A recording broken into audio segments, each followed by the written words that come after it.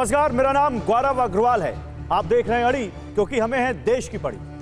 आज supreme court के एक आदेश से पूरे सियासी गलियारे में हलचल है। सुप्रीम कोर्ट ने चुनावी बॉन्ड योजना को असंवैधानिक करार दिया है और अब ऐसे में सरकार और विपक्ष में आर पार की स्थिति बन गई है। बीजेपी कह रही है कि ये एक पारदर्शी योजना थी, तो वही कांग्रेस इसे भ्रष्टाचार का जरिया बता रही है। आज की अड़ी इसी पर हमारे साथ तमाम पार्टियों के प्रवक्ता होंगे, उनसे बात करेंगे। लेकिन सबसे पहले आपको ये जानना चाहिए कि सुप्रीम कोर्ट ने अपने आदेश में कहा क्या है। सुप्रीम कोर्ट ने चुनावी बॉन्ड को असंवैधानिक करार दिया है। कोर्ट ने तत्काल प्रभाव से चुनावी बॉन्ड पर रोक लगाई है और स्टेट बैंक ऑफ इंडिया से चुनाव आयोग को बॉन्ड की पूरी जानकारी देने को कहा है। कोर्ट ने कहा है कि 12 अप्रैल 2019 से अब तक की सभी जानकारी सार्वजनिक की जाए। कोर्ट ने कहा चुनावी बॉन्ड से ब्लैक मनी व्हाइट की जा रही है। चुनावी बॉन्ड सिस्टम पारदर्शी नहीं है। एसबीआई को चुनावी बॉन्ड जारी करने पर रोक लगाते हुए चुनाव आयोग से 6 मार्च तक जानकारी साझा करे, यह कहा है कोर्ट ने। इसी सभी दान को रसीद के साथ, यानी चुनाव आयोग दान की रसीद के साथ 1 हफ्ते में इसको सार्वजनिक करे। 15 दिन की वैधता वाले बॉन्ड जो अभी जारी कर दिए गए हों और वो अभी भुनाए नहीं गए हों, तो वो बॉन्ड लौटाने होंगे। अब आपको बताते हैं कि चुनावी बॉन्ड व्यवस्था थी क्या। दरअसल चुनावी बॉन्ड राजनीतिक दलों को चंदा देने का जरिया था। इसका उद्देश्य राजनीति के चंदे को रेगुलेट करना। इस योजना की घोषणा 2017 में हुई और 29 जनवरी 2018 को यह योजना लागू कर दी गई। चुनावी bond state bank of India जारी करता है। स्टेट बैंक ऑफ इंडिया 1000 से 1 करोड़ तक के बॉन्ड जारी करता था और उस बॉन्ड की वैधता 15 दिन तक रहती थी। अब आपको बताते हैं कि चुनावी चंदा के लिए पार्टियों की पात्रता क्या थी। जो पार्टी लोक प्रतिनिधित्व अधिनियम 1951 की धारा 29A के तहत रजिस्टर्ड है और आम चुनावों में कम से कम 1% वोट जिसे हासिल हुए, इस शर्त को मानने वाली पार्टी ही चुनावी चंदा लेने के लिए पात्र थी। और देखिए, इस पर हम आपको यह बताते हैं कि क्या बीजेपी कह रही है, क्या कांग्रेस कह रही है। जल्दी से आपको यह देखना चाहिए। यह निर्णय एक बहुत ही प्रामाणिक उद्देश्य के लिए लाया गया था। चुनाव में पारदर्शिता हो फंडिंग में, इसके लिए लाया गया था। चुनाव में कैश का प्रभाव कम हो, उसके लिए भी लाया गया था। लेकिन जो लेवल प्लेइंग फील्ड की बात करते हैं, उसके बारे में मुझे एक ही बात कहनी है। फील्ड लेवल का है या लेवल का नहीं है, ये तो उन्हीं के बारे में तय होगा ना जो फील्ड के अंदर हैं। जो फील्ड के बाहर हैं वो लेवल में है या नहीं है, कैसे तय होगा? आप फील्ड में है या नहीं कौन तय करता है? जनता तय करती है। तो अगर देश की जनता ने बहुतों को फील्ड से बाहर कर दिया है, वो लेवल प्लेइंग फील्ड की बात करते हैं। हम माननीय सर्वोच्च न्यायालय के इस आदेश का खुले दिल से स्वागत करते हैं।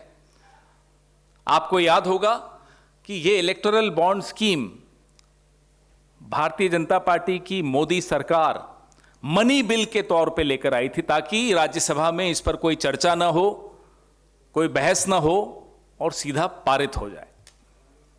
आज भी हमें डर है और हमारा डर भी जायज है। हमारा डर यह है कि कहीं फिर से कोई अध्यादेश जारी ना हो जाए, ताकि इस सुप्रीम कोर्ट के आदेश से बच जाए सरकार। ये डर हमारा। और इस पर बात करने के लिए हमारे साथ एक बड़ा पैनल है। संजय कुमार हैं, चुनाव विश्लेषक हैं। अमिताभ सिन्हा हैं, बीजेपी के नेता। राजकुमार भाटी हैं, समाजवादी पार्टी के प्रवक्ता। प्रियंका कक्कड़ हैं, आम आदमी पार्टी की प्रवक्ता। अर्शप्रीत खडियाल हैं, कांग्रेस के प्रवक्ता। और हमारे साथ टीएमसी की नेता सुजाता मंडल भी अभी जुड़ेंगी थोड़ी देर में। लेकिन सबसे पहले अमिताभ जी, चुनावी बॉन्ड असंवैधानिक है, सुप्रीम कोर्ट का ये जो इतना जो हार्श कॉमेंट है, आप वकील भी हैं, कैसे देखते हैं इसको? धन्यवाद गौरव जी, आपने मेरे साथ बहस शुरू की, लेकिन मैं दोबारा एक निवेदन करूंगा। आपके गेस्ट कोऑर्डिनेशन को भी मैंने कहा था, मैं यहाँ भारतीय जनता पार्टी का परिचय नहीं चाहता हूँ। मेरा पुराना परिचय रहा है वो, लेकिन मैं यहाँ एक सुप्रीम कोर्ट के एडवोकेट के नाते ही यहाँ हूँ और आपको मैं उसके कानूनी पहलू के बारे में अपनी जानकारी साझा करूंगा। देखिए, सबसे पहली चीज तो ये है कि जो भी अभी आज जो सुप्रीम कोर्ट का निर्णय आया है, वो निर्णय एक कॉन्स्टिट्यूशन बेंच का है, फैक्ट है। अब इस निर्णय के पीछे यदि उस जो मंशा सुप्रीम कोर्ट की है, मैं मानता हूं, बहुत ही जिम्मेवारी से कह रहा हूं गौरव जी, ये अल्ट्रा वायरस है। ये अधिकार के बाहर की चीज है सुप्रीम कोर्ट के। मैं सुप्रीम कोर्ट के प्रैक्टिसिंग लॉ के लॉयर के नाते बोल रहा हूँ। क्यों? क्योंकि ये विषय जो है वो कहीं से भी जो आर्टिकल 19(1)(a) का रेफरेंस दिया है सुप्रीम कोर्ट ने, वो उसका वायलेशन नहीं है, क्योंकि ये एक गवर्नमेंट की एक बॉडी है, यानी कि एक सरकारी सार्वजनिक स्टेट बैंक ऑफ इंडिया एक बैंक है जिसके ऊपर में भारत की अर्थव्यवस्था बहुत हद तक निर्धारित होती है, उसके पास सारी जानकारियां हैं।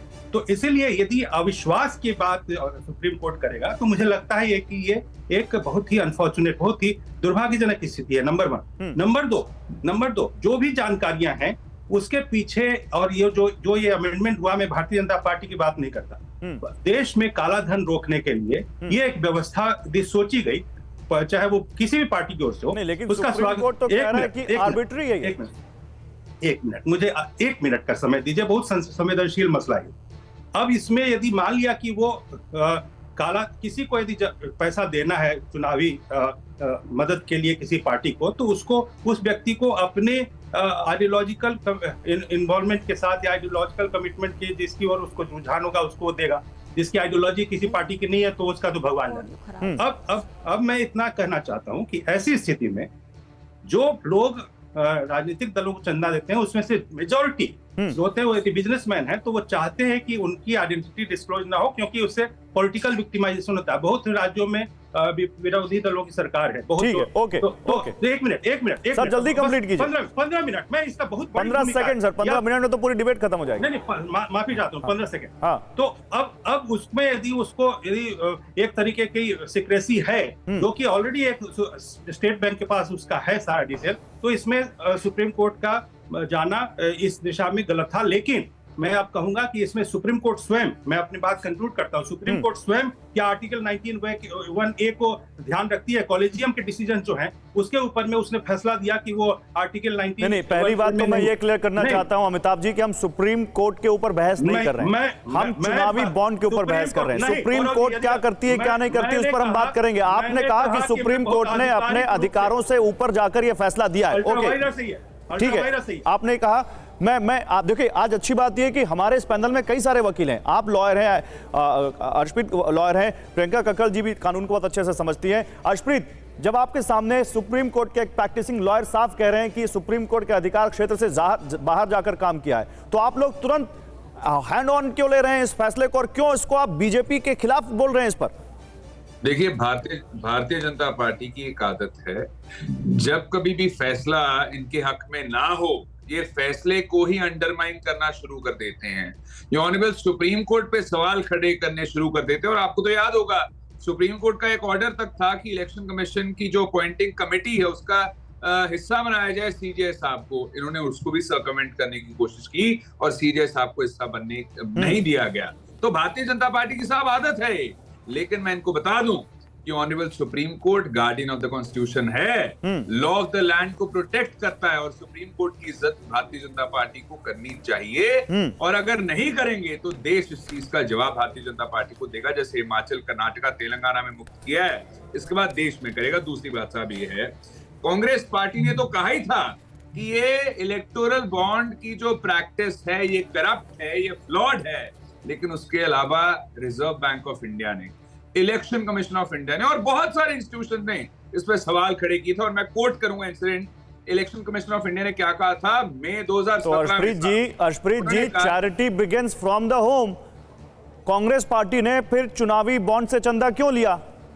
धन्यवाद। अब जहां तक चंदा की बात है, हमारा जो चंदा था वो था 10%। भारतीय जनता पार्टी का 17 से लेके 22 तक था 9,191। मैं उस डेटा पे बात करूंगा, मेरे पास डेटा है, मैं दिखाऊंगा। आपने 1 रुपया भी अगर चुनावी बॉन्ड से लिया और आप कह रहे हैं कि चुनावी बॉन्ड अनएथिकल है, चुनावी बॉन्ड घूस का जरिया है, तो कांग्रेस पार्टी को अगर 10% भी मिला तो क्या कांग्रेस पार्टी ने चुनावी बॉन्ड के जरिए 10% पैसे घूस में लिया?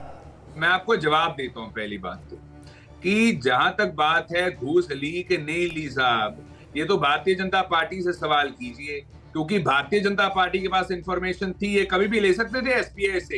एक तो एसबीआई है जिसको इंफॉर्मेशन है कि डोनर की आइडेंटिटी क्या है, और सरकार भी ये इंफॉर्मेशन को एक्सेस कर सकती थी, हम तो एक्सेस कर नहीं सकते थे। तो जो आपका सवाल है बीजेपी से कीजिएगा।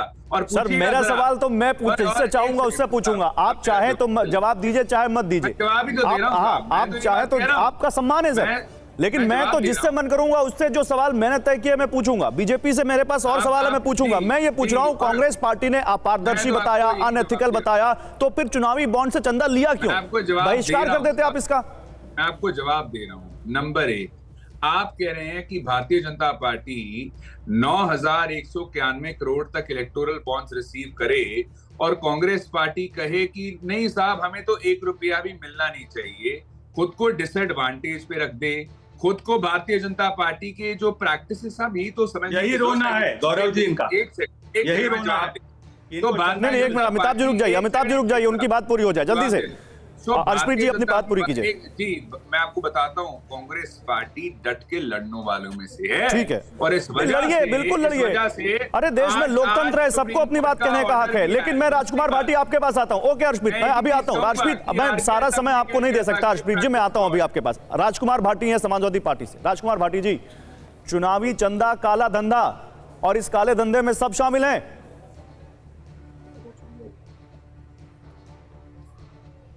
नहीं, मैं बहुत गौर से अभी जो बहस चल रही थी, जो तर्क रखे जा रहे थे, कुछ कुतर्क रखे जा रहे थे, उनको सुन रहा था। मैं तो इतना कहना चाहता हूँ, इस चुनावी इलेक्टोरल बॉन्ड के लिए इसमें घपला है या गलत है, ये सही है, इसके लिए बहुत ज़्यादा बड़ा कानून विज्ञ विशेषज्ञ या बहुत बड़ा विद्वान या बहुत किताबें पढ़ने की जरूरत नहीं है। ये तो सीधे सीधे आम आदमी भी समझ सकता है, कोई भी समझ सकता है। जो एक होता है नहीं प्राकृतिक न्याय, प्राकृतिक न्याय सबको दिखाई देता है कि आप चंदा ले रहे हैं लेकिन बताएंगे नहीं किससे ले रहे हैं, तो इसमें तो घपला है ही है।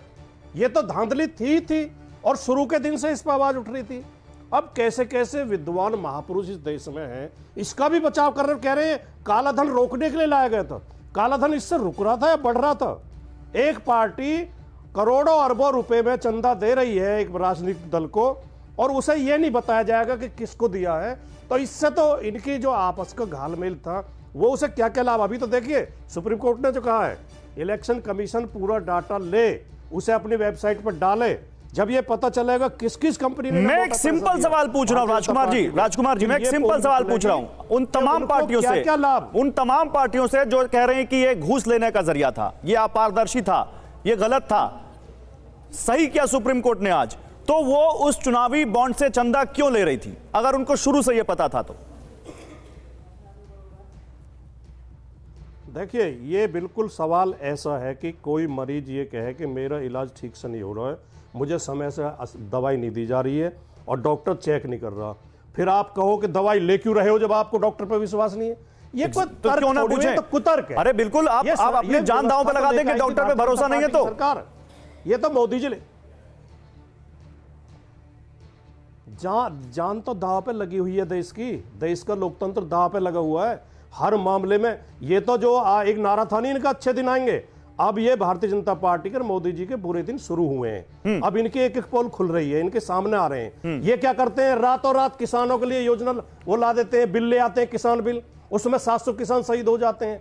रातों रात नोट बंद कर देते हैं, उसमें लाखों उद्योग बंद हो जाते हैं, छोटे छोटे उद्योग, मजदूर बेकार हो जाते हैं। ये इन्हें सनक उठती है, रातों रात कोई भी फैसला ले लेते हैं। ये जो देश के संविधान को ताक पर रख के सुप्रीम कोर्ट ने अपने फैसले में क्या कहा है, ये असंवैधानिक का ठीक है, सुप्रीम कोर्ट का फैसला तो हम बता रहे हैं। ओके ओके, सुजाता मंडल हमारे साथ जुड़ चुकी है टीएमसी से। ठीक है राजकुमार जी, ओके सुजाता मंडल, वही सवाल, आप लोग बीजेपी को कटघरे में खड़ा कर रहे हैं, लेकिन आपके ऊपर क्यों नहीं ये सवाल बनता कि आपने चुनावी बॉन्ड से चंदा क्यों लिया अगर ये गलत था तो?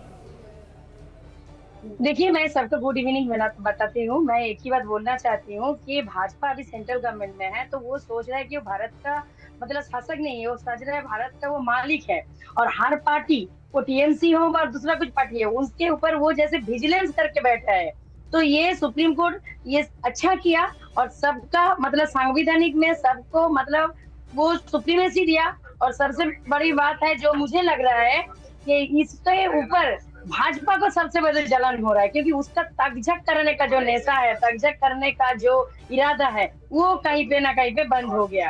और सबसे बड़ी बात, एक बात आप देखिए, सुप्रीम कोर्ट को हम लोग ये मान्यता देना चाहते हैं कि सुप्रीम कोर्ट हर पार्टी को सम्मान दिया, और ये जो एक स्वाधीन भारत का हम लोग नागरिक है, ये स्वाधीनता दिया कि जो देखिए, अगर गलत इन तरीका होता तो अलग बात है, लेकिन ये क्या भाजपा का दूल्हा मतलब। अरे मैं नहीं कह रहा बीजेपी ने सही किया, मैंने तो बिल्कुल नहीं कहा। सुप्रीम कोर्ट ने बहुत बड़ी टिप्पणी की है, बीजेपी के लिए सबसे बड़ा हार्श कमेंट है, लेकिन मैं तो उन तमाम पार्टियों से पूछ रहा हूं जो बीजेपी को अकेले कटघरे में खड़ा कर रही हैं। आम आदमी पार्टी की प्रवक्ता प्रियंका कक्कड़ हमारे साथ है। एक मिनट सुजाता जी, आ रहा हूं। प्रियंका कक्कड़ भ्रष्टाचार का सबब चुनावी बॉन्ड बिल्कुल भी पारदर्शी नहीं, ओपेक, अनकॉन्स्टिट्यूशनल, अनडेमोक्रेटिक। अरे इतना सब आपको पता था पहले से, तो आप लोग चुनावी बॉन्ड को इस्तेमाल कर रहे थे। एक मिनट, प्रियंका कक्कड़ बोलेंगे अब। गौरव जी, सभी को नमस्ते। ये बहुत ही बड़ा कुतर्क है जो आप पूछ रहे हैं। पहले तो आप देखिए, हम लोग तो फिर भी आपके सवालों का जवाब देने के लिए यहाँ बैठे हैं। आज कोई भाजपा ही आपको ज्वाइन नहीं किया। दूसरी चीज, इसमें अगर एक मोड को लेजिटिमाइज कर दिया जाएगा तो क्या करें, पार्टियां बहिष्कार कर दें उस मोड का। आप ये समझें कि आज भी पीएम केयर फंड है, आज भी ऐसे बहुत सारे ओपेक इंस्ट्रूमेंट हैं जिससे बीजेपी को लगातार फंडिंग हो रही है। इनफैक्ट इलेक्टोरल बॉन्ड के केस में तो उर्जित पटेल, जो उस टाइम देन गवर्नर 2017 में थे, उन्होंने कहा था इससे मनी लॉन्ड्रिंग बढ़ेगी, इससे शेल कंपनीज जो बाहर होंगी, बड़े बड़े मित्र पूंजीपति जिनकी बाहर शेल कंपनीज होंगी, वो यहाँ से पैसा भेज देंगे अपना काला धन शेल कंपनीज में, और वहां से इलेक्टोरल बॉन्ड के नाम पर चंदा इधर आ जाएगा। किसने, आप भी खरीद सकते हैं, हो सकता है आपका नाम हो इलेक्टोरल बॉन्ड में, पर हो सकता है पीछे से आपको कोई चाइनीज कंपनी फंड कर रही हो। ऐसा ही सिस्टम पीएम केयर फंड में भी है, तो ये गलत है, पहला। दूसरी चीज आप देखें कि ये बंगारू लक्ष्मण की पार्टी है जिसकी नींव ही देश के रक्षा सौदा में घोटाले करते हुए, करप्शन करते हुए कैमरा पे पकड़े गए थे। इस पार्टी ने केवल देश को इमोरालिटी, करप्शन, खरीद फरोख्त की राजनीति, इस पैसे का क्या किया उन्होंने? ये खरीद फरोख्त की राजनीति, यही सब किया है, देश के मुद्दों पे काम नहीं चला है। And we are very grateful कि सुप्रीम कोर्ट ने आज ये टिप्पणी की है। आप देखिए कि उस टाइम भी उर्जित पटेल ने, उस टाइम भी क्या तर्क दिया गया था? तर्क दिया गया था कि इससे अरुण जेटली, स्वर्गीय अरुण जेटली, जिनकी मुझे बहुत रिस्पेक्ट है, उन्होंने ये तर्क दिया था कि इससे ब्लैक मनी बंद होगा, ट्रांसपेरेंसी आएगी, और सब इस तर्क पे डांस करने लग गए थे। कैसे आएगी ट्रांसपेरेंसी जब आप कोई भी पैसा, किसी को भी कितना भी पैसा किसी के नाम पे भी दे सकता है? कैसे आएगी ट्रांसपेरेंसी? हमें क्या पता किसने कितना पैसा दिया, और उनके इशारों पे हो सकता है भाजपा के तो कितनी बड़ी फंडिंग है। You should question Bhajpa. आपको पूछना चाहिए भाजपा डिबेट पे क्यों नहीं है, ये एक बड़ा इंपॉर्टेंट क्वेश्चन है। वो हर बार मुद्दों से भाग जाते हैं। पॉइंट वैलिड है, सबसे तो क्वेश्चन कर रहे हैं, बीजेपी के रिप्रेजेंटेटिव नहीं है इस डिबेट में, इट्स अ वैलिड पॉइंट। और हमारे साथ जो लीडर हैं वो कह रहे हैं कि आप मुझे बीजेपी का नेता मत कहिए, आप मुझे कहिए वकील। ठीक है, ये तो है इस डिबेट में, इसमें कोई बुरा वो नहीं है, लेकिन मैं ये पूछ सकता हूं ना यहाँ पर कि अगर बीजेपी कटघरे में है तो दूसरी पॉलिटिकल पार्टियां क्यों नहीं है? संजय सर, अब आपके पास आऊंगा। एक मिनट संजय, मैं आ रहा हूं, एक मिनट, अर्शदीप आ रहा हूं। संजय सर, मुझे ये बताइए, जब इलेक्शन इतना नजदीक है, आम चुनाव बिल्कुल सिर पर खड़े हैं, उस वक्त और जो पॉलिटिकल पार्टियां जो चंदा, जो उनके लिए लाइफलाइन है, उसको लेकर सुप्रीम कोर्ट का इतना बड़ा फैसला, ये इस देश के पॉलिटिकल सिस्टम पर और इस आने वाले चुनावों पर क्या असर डाल सकता है सर? देखिए, असर तो पॉजिटिव है, अच्छी बात है। इतनी चर्चा होती है कि हमारा चुनाव बहुत महंगा है, बहुत खर्चीला है, पार्टियां इतना पैसा खर्च करती हैं, और पार्टियां कहां से चंदा मिलती है पार्टी को? तो ज्यादातर पार्टियां चंदा कॉर्पोरेट हाउसेस से आता है। तो अगर सुप्रीम कोर्ट का इस वक्त इतना सख्त एक तरह से निर्णय आया है, और सख्त इस सेंस में मैं कहता हूं कि उन्होंने ये भी कहा है कि जो बॉन्ड खरीदे जा चुके हैं और अगर इन कैश नहीं हुए हैं तो वापस किए जाएं, मैं बहुत सख्त मानता हूं इसको। इस लिहाज से अच्छी बात है, क्योंकि चुनाव कम पैसे में भी लड़ा जा सकता है, तो अच्छी बात है। 2024 में एक नई पहल होगी, कम से कम पैसे में सारी पार्टियां चुनाव लड़ेंगी, लेवल प्लेइंग फील्ड बनेगा। आप लेवल प्लेइंग फील्ड की बात कर रहे हैं, लेकिन क्या संजय सर ये मुझे बताइए, ये जो चुनावी बॉन्ड है, इसके अलावा चंदा नहीं ले रही हैं कंपनियां, पार्टियां इसके अलावा चंदा नहीं ले रही हैं, लेकिन तो इसके अलावा भी नहीं होंगी? हाँ, चंदा उसके अलावा भी मिल रहा है, लेकिन वो इतने छोटे चंदे हैं कि जिस तरह से बॉन्ड से जो करोड़ों का आता है चंदा, उस तरह से चंदा नहीं आएगा। छोटे चंदे आएंगे। तो ऐसा नहीं है कि बिल्कुल ड्राई हो जाएगा और किसी भी पार्टी को कोई भी पैसा नहीं मिलेगा या चंदा नहीं मिलेगा। लेकिन जैसा हम कहते हैं कि आप कम खर्चे करके भी चुनाव लड़ सकते हैं, तो पार्टियां भी कम खर्च करके चुनाव लड़ सकती हैं। बड़े बड़े होर्डिंग, बड़े बड़े रोड शो, और ये जो तमाम खर्चे होते हैं, जो लगातार हेलीकॉप्टर महीनों घूमते रहते हैं, इन सब खर्चों पे थोड़ा कम रोक लगेगा, तो अच्छी बात है बहुत। अच्छी बात है। ठीक है, अब मैं जरा यहाँ पर एक ग्राफिक्स दिखाना चाहता हूँ, एक ग्राफिकल रिपोर्ट दिखाना चाहता हूँ कैसे चुनावी बॉन्ड पर आर पार हो गया है इस वक्त, खासकर जो देश की दो सबसे बड़ी पार्टियां हैं उनके बीच। दिखाइए जरा वो ग्राफिकल रिपोर्ट।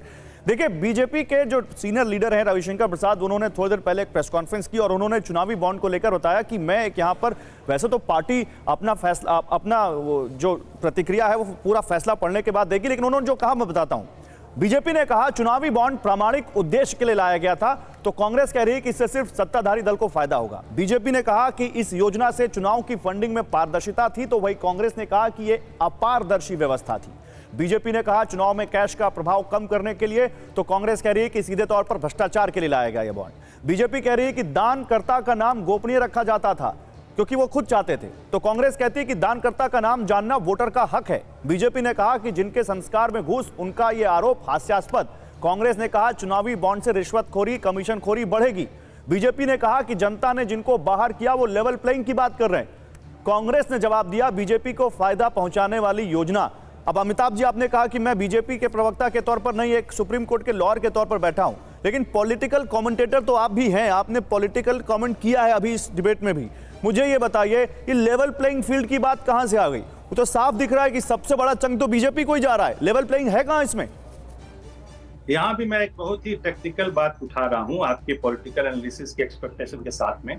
एक चीज बताइए, जो लगातार चर्चा हो रही है कि यहाँ का ये जो चंदा है जो थ्रू बॉन्ड्स आ रहा है, उन बॉन्ड्स में पारदर्शिता नहीं है। मैंने अपने पहले हिस्से में ही कहा कि पारदर्शिता एक बहुत ही जिम्मेदार संस्था जो कि स्टेट बैंक ऑफ इंडिया है, जो जिसके ऊपर में भारत की अर्थव्यवस्था लगभग आधारित है, उसके पास सारी की सारी जानकारियां हैं, नंबर 1।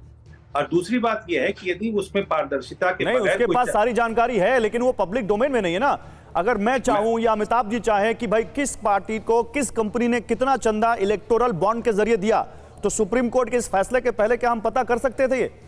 मैं एक चीज आपको बताऊं, यदि मुझे किसी को मदद करनी है, किसी राजनीतिक दल को, तो कोई एक व्यक्ति ऐसा नहीं है जो इस पे मजबूर करे मुझे कि मैं अपनी आइडेंटिटी बता के इस विषय पे किसी को मदद करूं। ये मेरा अपना राइट है, अपना फ्रीडम है, नंबर 1। नंबर 2, यदि उसमें कोई एक ऐसी मात्रा है पैसे की जो कि इनकम टैक्स एक्ट से को अलाउ नहीं करता, उस वक्त उसकी जानकारी जरूरी है। मैं एक तो सबसे स्पष्ट बात कर दूं। उसके बाद दूसरी बात जो यहाँ तक बात आ रही है कि इसमें जो कैश जब कोई देगा, इसमें यदि आप बैन कर देंगे उसको, तो जो पुराने समय में जो कैश का फ्लो जाता था, काला धन निर्बाध गति से जाता था देश में, उसके ऊपर में दोबारा शुरुआत हो जाएगी। मैं इसीलिए मैंने कहा, प्रियंका आपके पास इसका जवाब है? जो अमिताभ जी कह रहे हैं, प्रियंका जवाब है आपके पास इसका? सर रुकिए, प्रियंका कक्कड़, होल्ड ऑन, प्रियंका कक्कड़ आपके पास जवाब है इसका? नहीं सर, आपने एक सवाल पूछा है कि मैं अगर मदद करना चाहूं तो मैं मदद करूंगा और मेरे इसमें किसी का कोई वो नहीं है। प्रियंका जवाब है। सर 1 मिनट, अमिताभ जी रुकिए, सर आपको पूरा मौका दिया। प्रियंका कक्कड़ बोलिए। सर अमिताभ जी आ रहा हूँ, प्रियंका कक्कड़ बोलिए। मैं आ रहा हूँ सर, आ रहा हूँ, अभी बोलिएगा, इसके बाद आऊंगा। प्रियंका कक्कड़ बोलिए। एक चीज मैं आपको पहले मैं आपको एक चीज और बताती हूँ, क्योंकि अमिताभ जी वकील हैं, वो इस बात को डिनाई नहीं करेंगे कि 2018 में सुप्रीम हाई कोर्ट ने कहा कि भाजपा ने इलीगल डोनेशंस लिए FCRA एक्ट के तहत, और वो सारी जानकारी सार्वजनिक हो। भाजपा ने क्या किया? सदन में गई, FCRA एक्ट को बदल दिया। ये इमोरल करप्ट प्रैक्टिस भाजपा की लगातार चलती रही है। आज भी अमिताभ जी ने सेक्शन 19 की तो आर्टिकल 19 की तो बात की, पर ये नहीं बताया कि सेक्शन 31 RBI का अमेंड किया, जो RBI रोता रहा। उर्जित पटेल जी ने लिखी चिट्ठी और कहा कि इससे हमारी विश्वसनीयता खत्म होगी, उनको निकाल दिया गया। ये करती है भाजपा। ये एक शुरू से ही अनकॉन्स्टिट्यूशनल प्रोविजन थी और हम सब बोल रहे थे कि अनकॉन्स्टिट्यूशनल, बट क्योंकि इतने बड़े बड़े लोग हैं भाजपा में। जवाब दीजिए अमिताभ जी। पहली बात तो मैं जो बात उस समय खत्म करना चाह रहा था कि इसमें अभी हमारे मित्र ही होंगे कहीं ना कहीं से, कांग्रेस के प्रवक्ता है, उन्होंने कहा कि ऐसे मामलों में अच्छा डायरेक्ट नहीं है, कहीं ना कहीं से लिंक होगा इनका, ये बोल रहे हैं आप? हाँ, हमारे सर्किल छोटी है। अच्छा। मैं इतना कहना चाहता हूं कि इन्होंने कहा कि सुप्रीम कोर्ट पे प्रश्न चिन्ह लगाते हैं भारतीय जनता पार्टी। मैं भारतीय जनता पार्टी का यहाँ पर प्रतिनिधि नहीं हूं, लेकिन मुझे इतना पता है नागरिक के नाते कि सुप्रीम कोर्ट के सिटिंग चीफ जस्टिस के खिलाफ में इम्पीचमेंट ऑर्डर राहुल गांधी और कांग्रेस ने शुरू किया था, महाअभियोग लगाया था, इसलिए क्योंकि उस चीफ जस्टिस ने इनके अनुकूल फैसला नहीं दिया था। वो तो ऑन रिकॉर्ड गए थे, लेकिन पूरी तरीके से हारे। बातें इग्नोर कर दी। मैं आ रहा हूँ, आपकी बात पे आ रहा हूँ। मैं पहली बात का जवाब उस वक्त अधूरा रह गया था। अब दूसरी बात में आ रहा हूँ। आप ये बताइए ट्रांसपेरेंसी कैसे थी इलेक्टोरल बॉन्ड में? अब मुझे बताने नहीं, गौरव जी ये इंटरफेरेंस फिर मत होने दीजिए। मैं मैम की बात का जवाब देना चाहता हूँ। देखिए उर्जित पटेल जी ने जो कहा उनको कोट करके कुछ भी कहा जा सकता है। मैं यहाँ पर उर्जित पटेल और उनके स्टेटमेंट्स को डिफाइन करने नहीं आया हूँ, उनको जस्टिफाई करने लेकिन आप चुनावी बॉन्ड के फैसले को, चुनावी बॉन्ड की स्कीम को तो डिफेंड कर रहे हैं ना सर? एकदम डिफेंड करना है, क्योंकि इससे काला धन रुकेगा। एक किसी एजेंसी के पास में जानकारियां हैं कि किसने काला धन रुकेगा, तो फिर जनता को जानने का हक क्यों नहीं है कि चुनावी बॉन्ड कौन दे रहा है? कैश आएगा अमिताभ जी, जनता को जानने का हक क्यों नहीं है? कैश आएगा तो कैसे पता चलेगा? अमिताभ जी, ये जनता को देश में राइट टू इंफॉर्मेशन है, और इस देश की पॉलिटिकल पार्टियां जो पॉलिसीज बनाती हैं उनको चंदा कौन दे रहा है ये जानने का हक किसी को क्यों नहीं होना चाहिए? नहीं, लेकिन एक कैश यदि पैसा आना शुरू होगा तो उसकी जानकारी किसको कौन देगा, ये आप इसका जवाब दे सकते हैं? क्या चीज? ये सुप्रीम, यदि कैश इसमें बॉन्ड की बजाय यदि कैश में पैसा आने तो सरकार किस लिए होती है? सरकार किस लिए होती है? एजेंसीज किस लिए होती हैं? इसीलिए ये पारदर्शिता की जरूरत है, क्योंकि एक जो व्यक्ति पैसा देता है, जिसको आप पारदर्शी कह रहे हैं उसको सुप्रीम कोर्ट ने ओपेक कहा है, अपारदर्शी कहा है। हर्षदीप जवाब दीजिए। मैं बता रहा हूं। रुकिए सर, अभी आपने बोला, आपका टाइम हो गया सर, बहुत देर से आप बोले, अभी दूसरे पैनलिस्ट भी बोलेंगे। हर्षदीप सर, नहीं सारा टाइम नहीं दे सकता ना सर आपको मैं। हर्षदीप पैसा देता है तो धन्यवाद। देखिए भारतीय जनता पार्टी को एक चीज समझ लेनी चाहिए कि अगर ऑनरेबल सुप्रीम कोर्ट ने इसको अनकॉन्स्टिट्यूशनल कहा है, गैर संवैधानिक कहा है, तो भारतीय जनता पार्टी को उसे वेलकम करके एक्सेप्ट करना चाहिए कि भारतीय जनता पार्टी एंटी ट्रांसपेरेंसी है, अपारदर्शिता के आप खिलाफ है। और ये पहली दफा हमने इलेक्टोरल बॉन्ड में नहीं देखा, उससे पहले भी जब वीवीपैट काउंटिंग की बात थी कि 100% करो, तब भी आपने उसको एक्सेप्ट नहीं किया, उसको मंजूर नहीं किया। दूसरी बात साहब ये है कि इससे पहले सुप्रीम कोर्ट की टिप्पणी आई थी कि murder of democracy happened in Chandigarh mayor poll, अब अनकॉन्स्टिट्यूशनल की टिप्पणी आ रही है। ये भारतीय जनता पार्टी का जो चेहरा है ये देश के सामने एक्सपोज हो रहा है, और भारतीय जनता पार्टी को तकलीफ इस चीज से है कि जो हमारी 57% इलेक्टोरल बॉन्ड की फंडिंग थी वो अब रुक जाएगी। हमारा एजेंडा था कि हमें कोई डोनेट करे, हमें डिस्क्लोज करने की जरूरत ना पड़े। देश में अगर लोग डोनेशन रिसीव करते हैं तो क्या उनको नहीं डिस्क्लोज करना पड़ता? आप Bharatiya Janata party article 14 right to equality को भी वायलेट करना चाहती है, आर्टिकल 19 1A को भी वायलेट करना चाहती है, सारे आर्टिकल्स भारतीय जनता पार्टी चाहती है उनके फेवर में। और जो आपने सवाल किया था एंकर साहब, मैं उसका जवाब दे दूं। एक तो सबसे बड़ा बेनिफिशियरी था भारतीय जनता पार्टी, जो 57% फंडिंग लेके जाता था, कांग्रेस पार्टी की थी 10%, और उसके बावजूद हमने सजेस्ट किया था कि नेशनल इलेक्शन फंड होना चाहिए। नेशनल इलेक्शन, आपको कोई पैसा नहीं देता। सुन लीजिए, अब सुनने का मादा रखिए। नेशनल इलेक्शन फंड होना चाहिए, ये तब से मांग करते आ रहे हैं हम, और उसके बावजूद भारतीय जनता पार्टी ने इसके बारे में किया कुछ नहीं। और दूसरी बात साहब, जब कानून बनाती है ना भारतीय जनता पार्टी, गलत हो सही हो, फ्लॉड हो ना फ्लॉड हो, वो आप पे लागू होता है। और अब जो सुप्रीम कोर्ट का ऑर्डर आया है, भारतीय Janata party should welcome it with open arms. ठीक है, ओके। राजकुमार भाटी कुछ बोल रहे थे। राजकुमार भाटी, तो अब क्या तरीका होना चाहिए? कैसे पार्टियों को चंदा मिलना चाहिए, और कैसे जनता को पता चले कि किस पार्टी ने राजकुमार भाटी को या उनकी पार्टी को इतना चंदा दिया है? नहीं, एक तो अमिताभ जी बिल्कुल लगातार गुमराह कर रहे हैं और गलत बात कह रहे हैं। पारदर्शिता ही काले धन को रोकने का सबसे आसान और सबसे सशक्त तरीका है। हर मामले में पारदर्शिता होनी चाहिए। दूसरा वो ये कह रहे हैं कि कैश आएगा। कैश हम कब कह रहे हैं कैश आए? इसी से आए, इलेक्ट्रल बॉन्ड से ही आया, बाय अकाउंट में आया, लेकिन उसकी पारदर्शिता हो, पता हो किस पार्टी ने कितना चंदा किस पार्टी को दिया है। दूसरी बात, जो अगर 6 साल तक एक असंवैधानिक प्रक्रिया देश में थी, तो क्या इसके लिए प्रधानमंत्री देश से माफी मांगेंगे कि उन्होंने एक असंवैधानिक कृत्य किया, या सुप्रीम कोर्ट उस व्यक्ति के खिलाफ कार्रवाई करेगा, उसको जो है अभियुक्त बनाएगा, अभियोग चलाएगा, जिसने एक गैर संवैधानिक व्यवस्था लागू की देश के ऊपर? तो भी ये दो महत्वपूर्ण सवाल हैं लोकतंत्र में। लोकतंत्र को बचाने के लिए भी पारदर्शिता। अब जो सुप्रीम कोर्ट ने जो अपनी टिप्पणी में कहा है कि इससे सूचना का अधिकार को जो है ठेस पहुंची है, जो सूचना का अधिकार अधिनियम है, कानून, यानी ये गैर कानूनी भी है ये व्यवस्था। ठीक है, ओके। सुजाता मंडल, गैर संवैधानिक भी है। सुजाता मंडल, आप भी यही मानती हैं? फिर तो पॉलिटिकल पार्टियों को चाहे 1 रुपया लेकिन मिले, मैं सुनिए, तो पॉलिटिकल एक पार्टियों को चाहे 1 रुपया मिले और चाहे सबसे 1 बड़ी करोड़ या बात यही 1000 करोड़, है। सब बताना चाहिए। देखिए, मैं एक बात बोलना चाहती हूँ कि सबसे बड़ा डर देखिए, सबसे बड़ा प्रॉब्लम देखिए देश का शासक पार्टी भाजपा को, क्योंकि सबसे बड़ी बात आज का ये मुद्दा लेकर आलोचना करने का साहस तक उन लोगों को नहीं है। इसलिए भाजपा का कोई प्रतिनिधि आपका मतलब स्टूडियो में नहीं है, वहाँ जूम लिंक में कुछ लिंक में भी नहीं आया। सबसे बड़ी बात ये। और सेकंड बात देखिए, ये अगर सुप्रीम कोर्ट ने किया, नहीं, ऐसा तो आप लोग भी नहीं आते, मैं किसी को डिफेंड नहीं कर रहा हूँ, लेकिन कई डिबेट्स ऐसे ही हैं जिसमें आप नहीं आते, कांग्रेस पार्टी के प्रवक्ता नहीं आते। पार्टी का सम्मान रहे और सब पार्टी के ऊपर ट्रांसपेरेंसी रहे।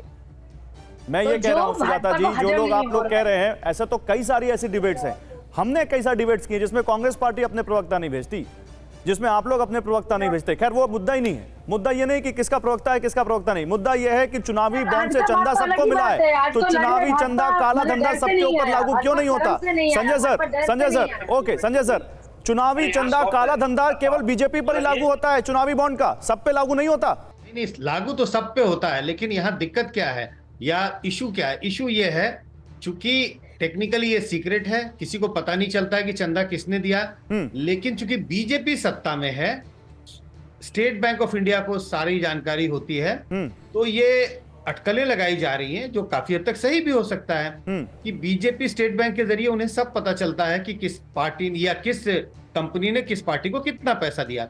इस वजह से ऐसी कंपनियां जो किसी वजह से, डर की वजह से या जो भी उनकी रिजर्वेशन उस वजह से विपक्ष की पार्टियों को चंदा देने से कतराते हैं, और यही वजह है जो आंकड़े आते हैं कि 90% बॉन्ड का चंदा जो है वो बीजेपी की तरफ गया और 10% में सारी पार्टियों को। यही तो सारा इशू है, इसी के लिए तो सारी लड़ाई हो रही है। तो मतलब कहने का ये मतलब है कि अगर आधे से ज्यादा चंदा बीजेपी के पास गया तो सवाल के घेरे में चंदे का अमाउंट है, अगर ये चंदे का अमाउंट बराबर बराबर होता तो शायद इतनी लड़ाई नहीं होती। 10 सेकंड, हाँ, 10 सेकंड, एक मिनट संजय जी, चूंकि संजय जी 90 and 10 है, 90% बीजेपी के पास है और 10% में सारे लोगों के पास है, तो शक के घेरे में कि ऐसा क्यों हो रहा है। इसी के लिए ऐसा नहीं है कि सीधा सीधा संबंध है, लेकिन कुछ तो बात रही होगी कि सारी बड़ी कंपनियां बीजेपी को देना चाहती हैं 90% और सिर्फ 10% दूसरों को देना चाहती हैं। इसी के लिए इस पे क्वेश्चन मार्क लग रहा है कि कहीं कुछ डर, क्योंकि बीजेपी को सारी बातों का पता हो सकता है कि किस कंपनी ने किस पार्टी को कितना चंदा दिया। ठीक है, अमिताभ जी बोलिए, क्या कहना चाहते हैं आप?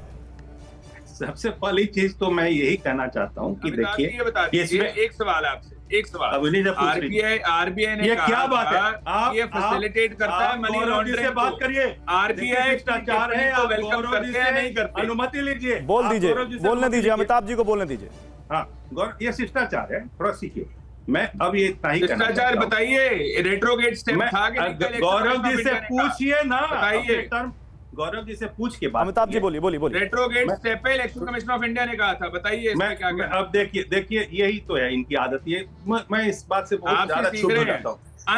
Foreign funding of political party मैं बता रहा हूँ, देखिए 900 चूहे खा के बिल्ली चली हज को कांग्रेस के देश का हर नागरिक जाता है कि 70 सालों में आपने कितना भ्रष्टाचार किया। आप ये बताइए, सुनिए, मैं आपसे बहस नहीं कर रहा हूँ, मैं टेक्निकल बात कर रहा हूँ।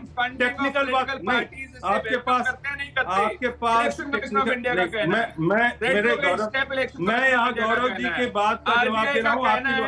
मुझे नहीं पता, आप प्रोटोकॉल वायलेट करें, मैं गौरव जी की बात का जवाब देना चाहता हूं। जल्दी सर, 30 सेकंड है अमिताभ जी आपके पास, 30 सेकंड। हाँ, तो मैं भी इनको नहीं बोल रही, प्रोटोकॉल बोलिए अमिताभ जी बोलिए। मैं कितना कह रहा हूँ कि देखिए, इसमें जो अब मैं बराबर कब से हंस रहा था कि ये बेसिकली रोना इसी का है कि लोग अब इनको चंदा मिल रहा है। जी बोलने दीजिए। चंदा नहीं मिल रहा है और इसकी वजह से सारा रोना हुआ। लेकिन सुप्रीम कोर्ट ने जो ये ऑर्डर दिया है, यदि वो 19(1)(a) का वायलेशन है, वायलेटिव ऑफ 19(1)(a) है, तो वो हर जगह लागू हो सकता है। यार्ड स्टिक सबके लिए है, वो सुप्रीम कोर्ट के लिए भी, पॉलिटिकल पार्टी के लिए। और जो भाटी जी कह रहे थे कि उसके लिए प्रधानमंत्री को जिम्मेवार ठहराया जाए, लाइट गई बीजेपी की, लाइट गई, 24 में भी जाएगी। नहीं, लाइट गई। अब ये तो बीजेपी से है भी नहीं ना, वो तो कह रहे हैं कि मैं सुप्रीम कोर्ट के लॉयर के तौर पे बैठा हूँ। अर्शदीप बोलिए, आप क्या बोल रहे हैं? नहीं। बोलिए अर्शदीप, जल्दी मैं से तो 10 सेकंड। जी, मैं ये कह रहा था कि आरबीआई से लेके इलेक्शन कमीशन ऑफ इंडिया से लेके और बहुत सारे इंस्टीट्यूशंस ने कहा है कि ये फैसिलिटेट करता है मनी लॉन्ड्रिंग को। ये रेट्रोगेट स्टेप है, ये अनचेक्ड फॉरेन फंडिंग को लेकर के आता है। और ऐसी ऐसी जब चीजें कही गई हैं उसके बावजूद भारतीय जनता पार्टी का ना करना, आर्बिट्रेरीनेस, ठीक है, बहुत शुक्रिया अर्शदीप, ओके, थैंक यू, करना जाहिर करता है। थैंक यू, बहुत शुक्रिया हमारे तमाम प्रवक्ताओं का हमारे साथ जुड़ने के लिए। अड़ी में आज बस इतना ही। चुनावी चंदा, काला धंधा, क्वेश्चन मार्क बहुत बड़ा लगा दिया है सुप्रीम कोर्ट ने भी अपने इस फैसले में। देखते हैं आगे इस पर क्या होता है। फिलहाल अड़ी में यहां पर रुक रहे एक छोटे से ब्रेक के लिए। खबरें लगातार जारी रहेंगी, आप बने रहिए हमारे साथ। Thank you.